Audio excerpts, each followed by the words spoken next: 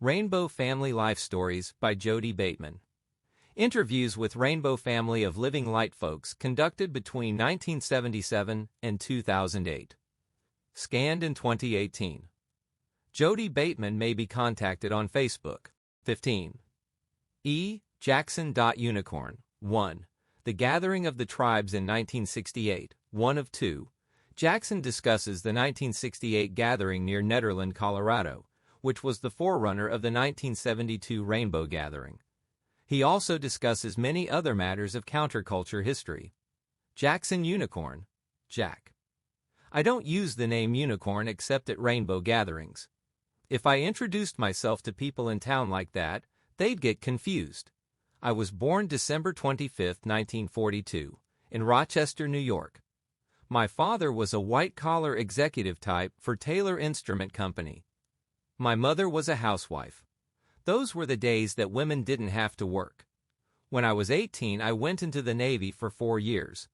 When I got out, I decided to go to New York City, to Greenwich Village, with my stand-up bass and play music. I had to start out as a drag, the guy who stood outside the coffeehouse as a barker. Our pay was 10 cents a head for every person who came in. One of the most important jobs of the drag was to keep an eye out for the police on the beat who were walking by. There was an attempt to hassle or shut down the basket coffeehouses, small ones that passed a basket for the performers. That was all the pay they got. New York City found an old ordinance passed in the 1800s that forbid singing in any of the coffeehouses or restaurants. The ordinance had originally been passed to keep loud singing in the open-air cafes from disturbing the residents. So they were allowed to have instrumental music, but no singing. So one of the jobs of the police on the beat in the village was to enter any coffeehouse where they heard folks singing and threaten to arrest the singer. One of the jobs of the drag was to pop his head in the door whenever he saw the police coming down the street and yell, "Red light." The musician on stage would then stop singing and just strum through the rest of the verse. Then, when the cops were out of earshot, the drag would stick his head in the door and yell, "Green light," and the musician on stage would start the verse over and finish the song. After I got to know the people in the scene better, I was able to start backing up acts with my bass. I became more or less the house bass player for the Four Winds Coffee House.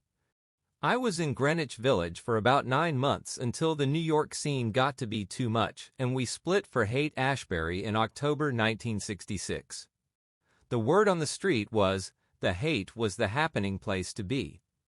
We left New York in an old car with very little money and panhandled our way across the country by driving from city to city and stopping at colleges along the way.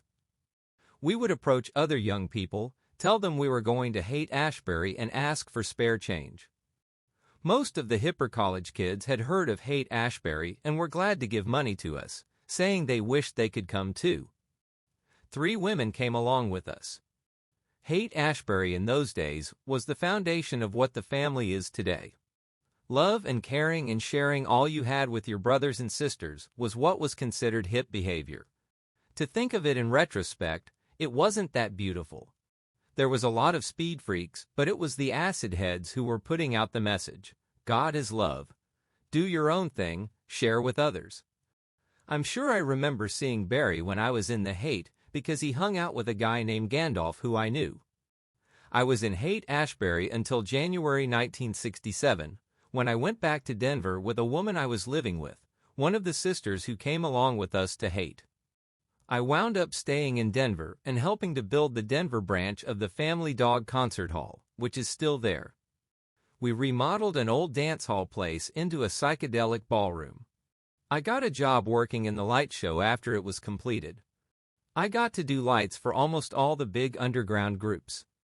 I left Denver in the fall of '67 and went back to Haight-Ashbury and wound up back in New York City in January 1968. It was an incredibly cold winter in New York that year. Most of the water pipes froze in the old tenement buildings in the east side. We had no heat. There was a big garbage strike going on in the East Village.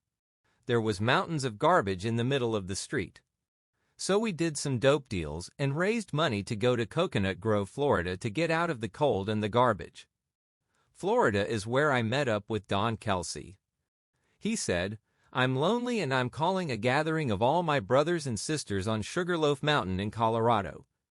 I miss the strength of my brothers and sisters, and I have had the vision of us all getting together and becoming one nation." Don was a high brother. I spent some time with him that spring in Florida, and he told me his experiences. He'd spent about 2 years' time walking from the United States down through Central America. He carried a staff that had carvings that he had carved about his journey. He walked a lot through the jungles and ate only what he found. He once ate a large amount of psychedelic mushrooms, a variety that had toxic agents that paralyzed his central respiratory system for a period of time. He told me that he lay in the jungle and prayed to the Creator for each breath for several hours. After that experience, he said that he was totally reborn and changed and lived his life totally by faith. When I met Don, he was with a very beautiful sister who he considered to be his soul mate. Their strength together was so beautiful that they virtually radiated spiritual energy, which drew many people to them. They had met earlier that year in the middle of the Everglades. Don told me that he had been wading through the swamps for 2 or 3 days and found his soul mate wandering.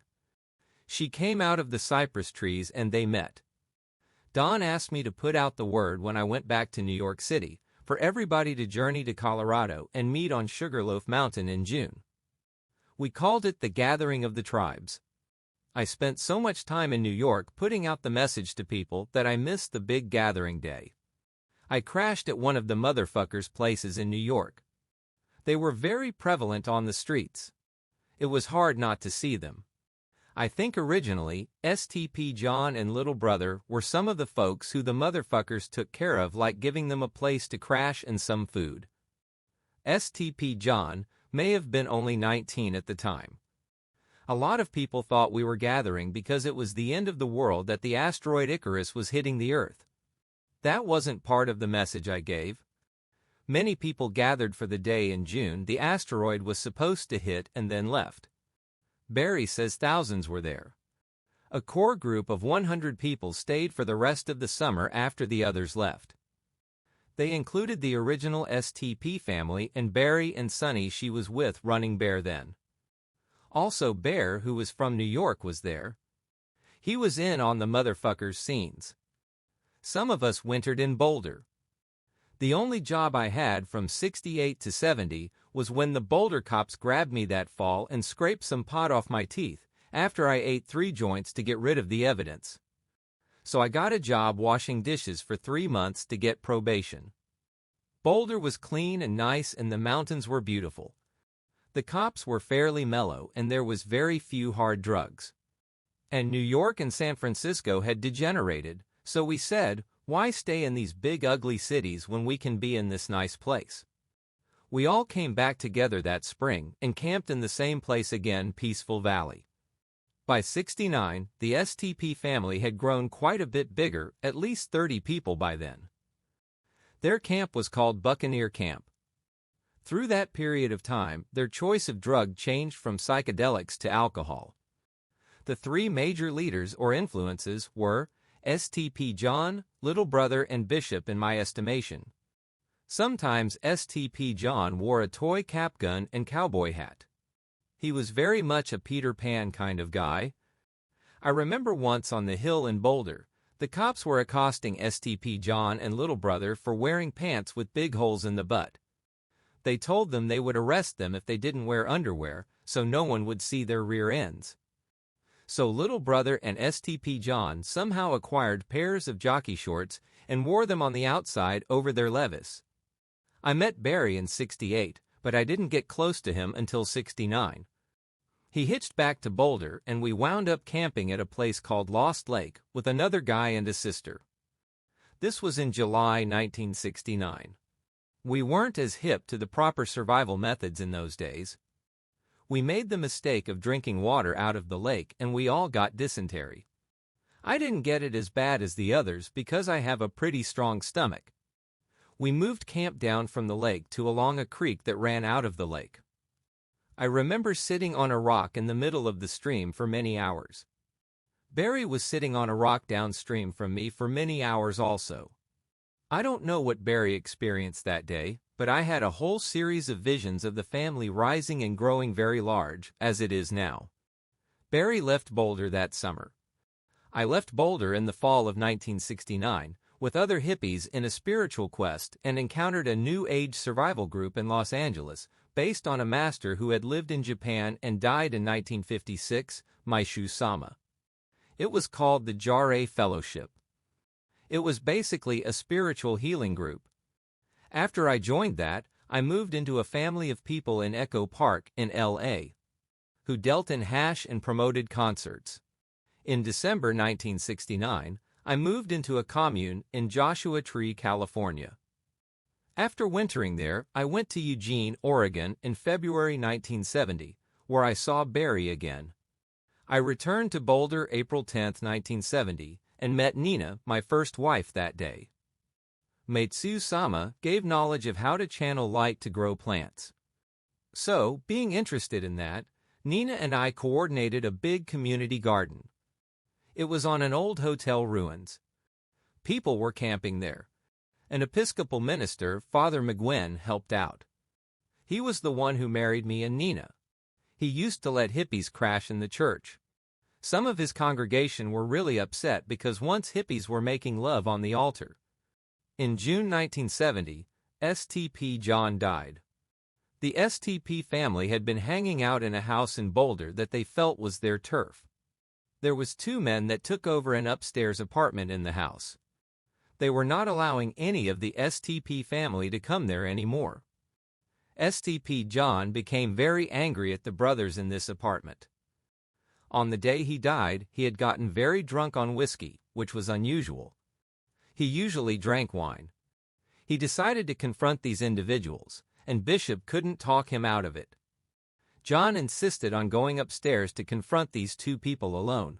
So Bishop waited outside at the bottom of the stairs. Bishop told me he could hear a very heated argument between John and one of the brothers in the house. Then he heard 2 or 3 gunshots and heard John scream a couple of times. Then he heard the brother who lived in the apartment running down the stairs. Bishop flashed and somehow knew STP John was dead. He stabbed the brother who was running down the stairs. Bishop ran off thinking he had probably killed the brother. STP. John was never a mean person, even though STP were young and crazy and out of control. He never hit anybody in a serious way, drunk or sober. He was a happy-go-lucky person. Bishop turned himself in to the police after a couple of days. He was 18, so he wound up spending several months in the reformatory at Buena Vista. I remember. We all were pretty upset because the guy who murdered John Vroig only went to jail for a few months. We put up a plaque in the community garden for STP John. The local rednecks came and ripped up most of the garden. Little brother was the next to go. It was in 72 or 73.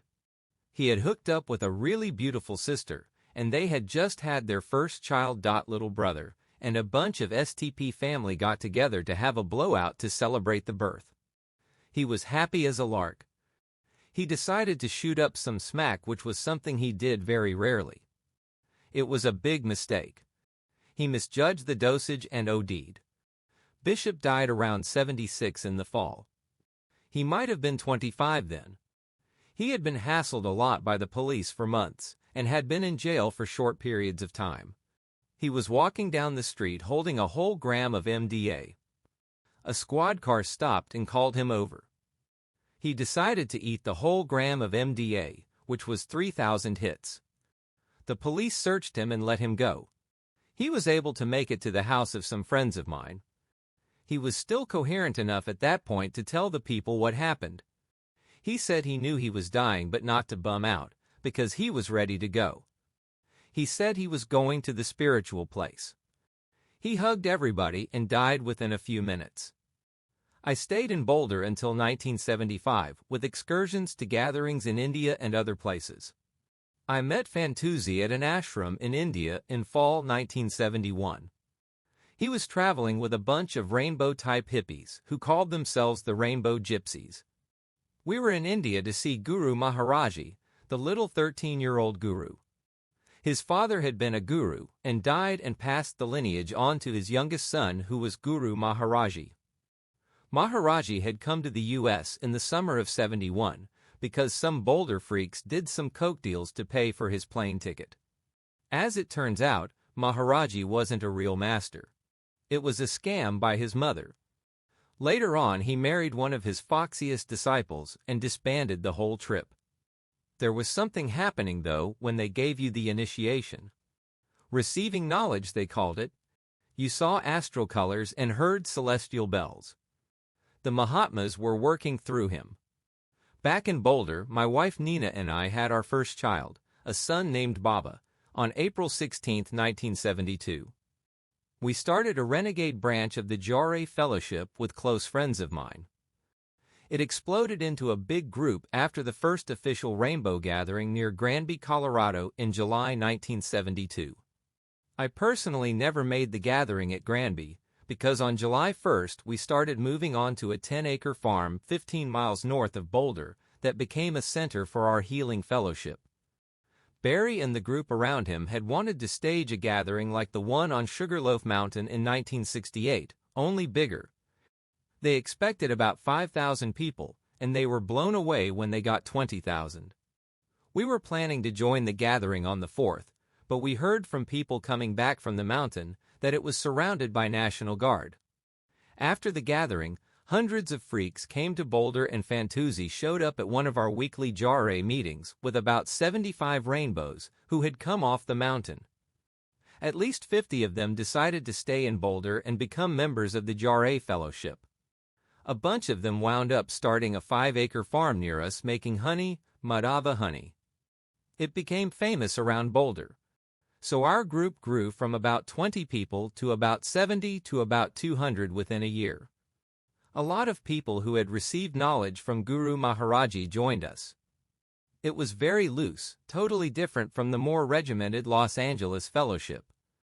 Eventually, in 1974, the fellowship in Japan sent ministers to try to force us to run our group in the straight way as the other branches did. They set up a huge church in Boulder, still going now, and most of us who were first in it quit. I became a renegade. I continued to do the channeling work without straightening up my act. Before the Japanese ministers came and tried to make us toe the mark, we were pretty loose.